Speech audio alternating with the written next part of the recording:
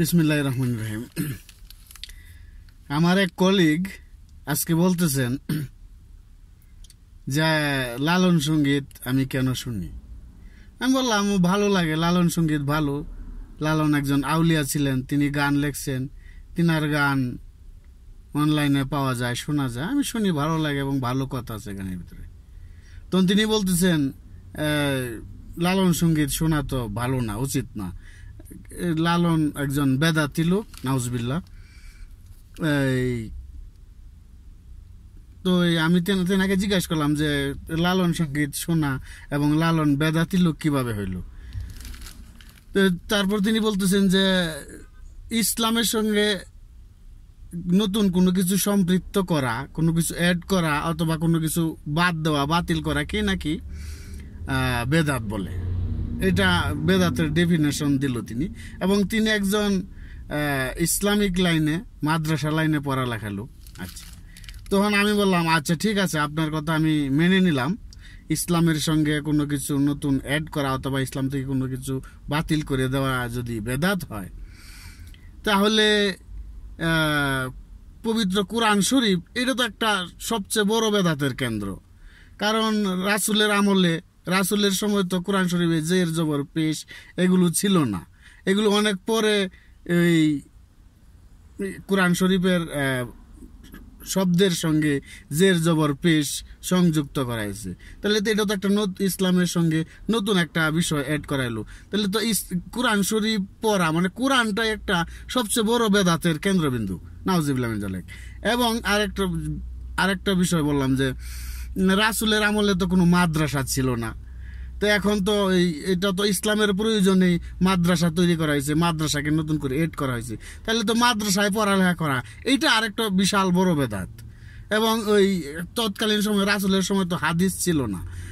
কারণ মহানবী কোরআন সংরক্ষণ করার নির্দেশ দিয়েছেন, সংরক্ষণ করে গেছেন। কিন্তু যদি হাদিসের খুবই প্রয়োজনই থাকতো তাহলে রাসূল নিজেই বলতেন যে হাদিসগুলি তোমরা সংরক্ষণ করে রাখো। কিন্তু রাসূল এরকম নির্দেশ দিয়েছেন এরকম কথা কোথাও নেই। সুতরাং হাদিসের প্রয়োজন আছে বলে আমার কাছে তেমন একটা মনে হয় না। যাই হোক, প্রয়োজন কোনো কোনো ক্ষেত্রে প্রয়োজন আছে, বুঝলাম। কিন্তু এই হাদিস পড়াটা একটা সবচেয়ে বড় বেদাত। তখন তো হাদিস সংরক্ষণ করা ছিল না, হাদিসের কোনো বই ছিল না। এই যে হাদিসের বই তৈরি করা হয়েছে, যে হাদিস সংরক্ষণ করছে ইমাম বুখারী, সে তো অনেক পরের কথা। আচ্ছা, তাহলে তো এটা আরেক বেদাত। হযরত বেলাল তো মসজিদে মাইক দিয়ে আজান দেন নাই। তৎকালীন সময় তো স্পিকার ছিল না, মাইক আবিষ্কার হয় নাই। মাইক আবিষ্কার হয়েছে তো 1918 অনেক পরে। তাহলে এই মাইক দিয়ে আজান দেওয়া কি আরেকটা বেদাত নয়? এরকম অসংখ্য বেদাত আছে ভাই।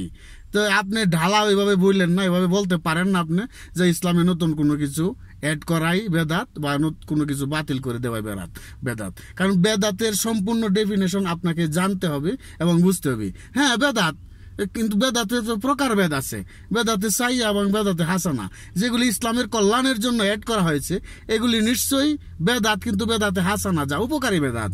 আর যেগুলি ইসলামের জন্য ক্ষতি হয়, যেগুলি অ্যাড করা হয়েছে ক্ষতিকর, সেগুলিকে ক্ষতিকর বেদাতে সাইয়া এটা ক্ষতিকর বেদাত হয়।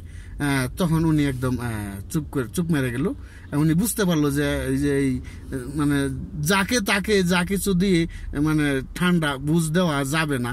আসলে আমাদেরকে সমাজে এরকম আশেপাশে অসংখ্য লোক আছে, দেখছেন যে হুট করে আন্তাজে একটা হাদিস, আন্তাজে একটা কোরআন আয়াত টান করে মন গড়া একটু বানিয়ে কিছুটা আসল তফসির আর কিছুটা মন গড়া শব্দ ঢুকিয়ে একটা কিছু বুঝিয়ে দিয়েছেন। আপনি বুঝে তো আপনি ভীষণ কনফিউশনে ভুগতেছেন। এই জন্য সবকিছুকে নিজে গবেষণা করতে হবে। আর এই আশেপাশে সাধারণ লোকের কথা শুনে এত ওই তাকে এত মানতেই হবে, তাকে গুরু ভাবার কিছু নাই। নিজে গবেষণা করতে হবে, যে যা বলে তাই মেনে নেওয়া যাবে না। সবকিছু কোরআন এবং হাদিস যেটাই আপনি শুনেন, হুজুরের কাছে শুনেন, হোক না সে বিশাল বড় মৌলানা, এবং কোনো দরবারে শুনলেন, হোক না সে বিশাল বড় আউলিয়া, আপনার কয়েকটা কিতাব নিয়ে, কোরআনের কয়েকজনের তফসির নিয়ে তারপর কোরআন নিজে পড়ুন, হাদিস নিজে পড়ুন এবং এটি গবেষণা করে তারপরে নিজে আগে জানুন, সঠিকটা জেনে বুঝে তারপর অন্যকে ডাইরেকশন দেবেন, অন্যকে নির্দেশ দিবেন বা অন্যর সঙ্গে এই বিষয় নিয়ে আলোচনা করবেন। ধন্যবাদ সবাইকে, ভালো থাকেন। আমি মাঝখানে কিছুক্ষণ ফাও বগর বগর করলাম, ভুল ভ্রান্তি বলে থাকলে ক্ষমা সুন্দর দৃষ্টিতে দেখবেন সবাই। ধন্যবাদ, আল্লাহ হাফিজ।